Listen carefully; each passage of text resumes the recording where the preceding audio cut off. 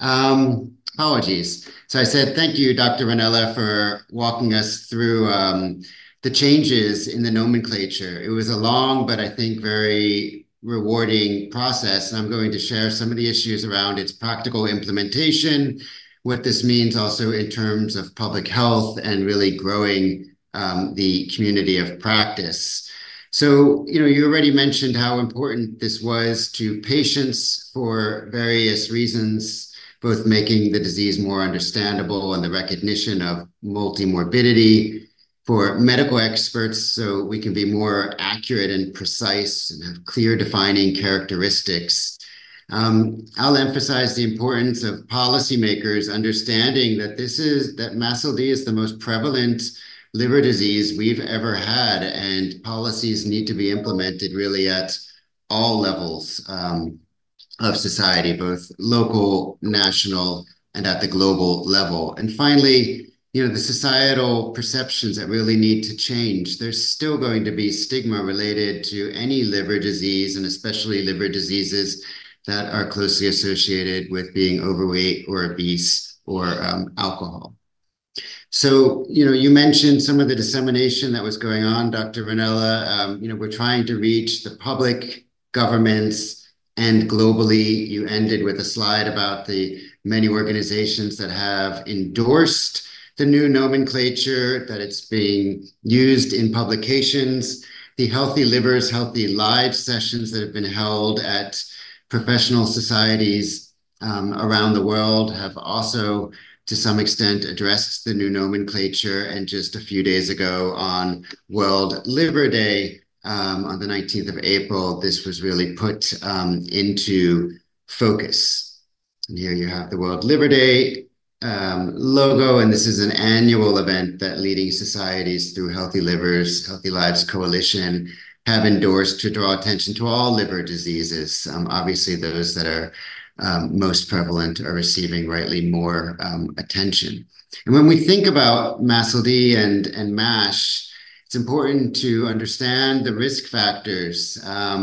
We often call it a lifestyle disease, but we also need to consider the commercial and social determinants of health, and recognize the common comorbidities, obesity, diabetes, and that means that in the liver field, we can't really go it alone. And the new name, metabolic dysfunction associated steatotic liver disease, really reflects that. It means we're engaging more with those in charge of obesity management, those in charge of diabetes, nutritionists, dietitians, endocrinologists, and others. I and many others feel that if we're really going to address MASH, the more virulent form of MASLD, we're going to need to seize on some of the opportunities this presents, and that includes nutrition-aligned drug rollout. So while the field has really been transformed since the 14th of March with a first MASH drug approval so far in the US by the FDA, but likely soon in the UK, the EU, Japan, and other countries to follow. There's a lot we can do to prevent MASLD and MASH, and there's also a lot we can do as we roll out and prescribe this drug. And that includes addressing nutrition simultaneously. So how do we do that? We can give advice to the patients, we can make recommendations, but we can also pull on other tools. We can have social prescribing, which will link individuals with suitable non-medical resources to enhance their well-being, and consider social nutrition, which is the what, the where, the how, and the why individuals eat, the likelihood of developing NCDs. And as you see here on the image, this includes, increased exercise, but also stress reduction and addressing mental health, having a healthy diet. But again, in social nutrition, we move into commercial determinants of health, socioeconomic status, culture, community, family, social support networks. And then again, where I stress the importance of engaging with policymakers, we need health promoting policies that are going to work to reduce health disparities, raise civil and society awareness. So I think this is a really important time for liver specialists, for hepatologists and gastroenterologists who will be the first to be prescribing the new MASH drug, that we can be thinking, how do we engage even more on nutrition, and how can we roll out nutritional interventions alongside the drugs that are being prescribed. So it's not just medical treatment, but it's also how do we engage peers, families, and others. Excuse me. So that means, as I mentioned earlier, as we grow the community of practice naturally to endocrinology and obesity medicine, we can also think about what's going to be the role of primary care professionals who are often addressing things that need to be addressed in order to address steatotic liver disease, like physical exercise, diet, and nutrition. How do we engage with cardiology, since this is the upstream activities that will hopefully prevent cardiovascular disease? And all that means we're starting to move from an era of disease-centered care more towards one that will be people-centered, where we're focusing on comorbidities. Remember, this is metabolic dysfunction-associated steatotic liver disease, and focusing on the health-related quality of life of the patients and of at-risk individuals. Optimal care models will need to be revised. So this was put forward by Dr. Ranella and colleagues for what will be the role of primary care providers and endocrinology, testing for fibrosis and using risk stratification, sending to specialists when needed, the role of weight management, nutrition and lifestyle interventions, importantly, addressing mental health through health psychologists, and finally having the liver-directed therapies, identification of additional comorbidities, and so on and so forth. That means that we're going to need to start changing our models of care. This is from a few years ago, where a systematic review focused on the importance of non-invasive tests.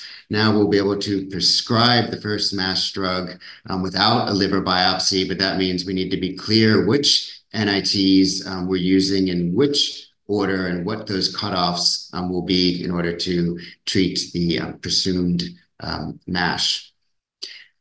Last year, the field came together just as we changed the nomenclature. We also set research priority agenda for steatotic liver disease. And in addition to treatment and care, we also need to be looking at the human and economic burden, community perspectives, education and awareness, and the leadership and policies. All of these can and should be researched. So it's not just a focus on treatment and care and how health systems are organized, but we're also researching what kind of education works. How do we best raise awareness? And that was followed by a study looking at the actions that need to be in place. And you see here these same 6 categories: models of care, engaging on human and economic burden, treatment and care, patient and community perspectives. But this focused more on the actions that need to be taken rather than just the research. We need research and action to really push this agenda forward, because all too often steatotic liver disease is not on the public health and development agenda at all. And so finally, as we build the community of practice, this is really how I see it. In addition to the healthcare providers on the upper left and the research community on the left, that includes specialists, but also epidemiologists, global and public health researchers, we need to engage with the community you see on the bottom and the associated NGOs and CBOs, so both non-governmental organizations and community-based organizations, so that we can raise awareness among those groups who have an incredibly low level of awareness about what this disease is and why it's important to be addressed. And when we engage with industry, we're engaging already with pharmaceutical companies, with diagnostic companies, but we also need to be thinking about digital health and med tech more generally, because that's where the future lies, so that we can start prescribing medications along with digital health tools to help patients achieve the goals that are set for them. So with that, where do we go from here? We have a strong body of work from which to build. Dr. Ranella mentioned, the coining of non-alcoholic fatty liver disease back in 1980. We've known about this disease for over 40 years. Now's the time to really accelerate our efforts. Having a new prescribable drug should contribute to that.